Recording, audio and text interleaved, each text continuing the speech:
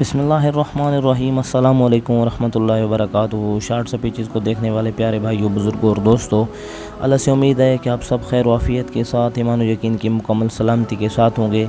तो आज का वजीफ़ा जो है, आज का अमल जो है, बहुत मुजरब और बहुत ही ज़बरदस्त है।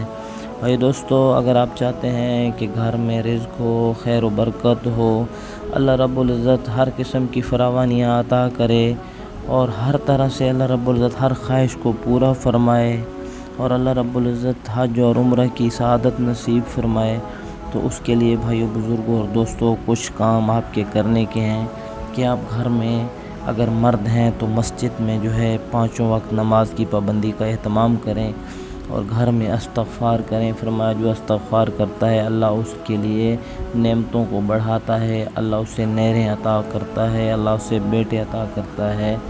दूसरा है कि रिश्तेदारों पर ख़र्च कीजिए। तीसरा, रिश्तेदारों के साथ सिला रहमी से पेश आइए, किसी के साथ कता तलकी ना कीजिए, किसी की ग़ीबत ना कीजिए, किसी का गिला ना कीजिए, नवाफिल पढ़िए, सदका खैरात चोरी छुपे दीजिए।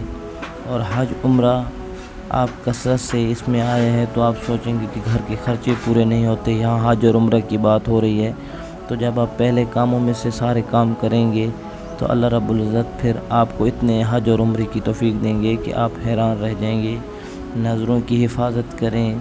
यहाँ मौसीकी, गाने बजाने की महफ़िलें हों, ऐसी महफ़िलों से गुरेज़ करें।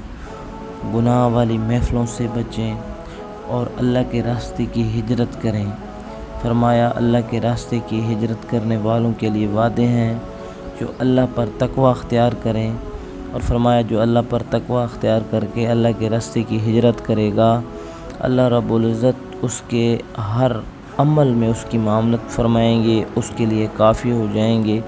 अल्लाह रब्बुल इज़्ज़त ऐसे इंसान की नस्लों को दीनदार बनाएंगे, इस इंसान की नस्लों से आलिम और हाफिज़ पैदा होंगे। अल्लाह इस इंसान को पूरे आलम की हिदायत का ज़रिया बनाएंगे। जो लोग बग़ैर कलमे से हैं, अल्लाह इसके ज़रिए से उन लोगों को कलमे वाला, ईमान वाला बनाएंगे। तो पाबंदी के साथ नमाज, इस्तग़फ़ार, सदका खैरात, नज़रों की हिफाजत, किस लोगों के साथ सिला रहमी और अल्लाह के रास्ते में ख़र्च कर।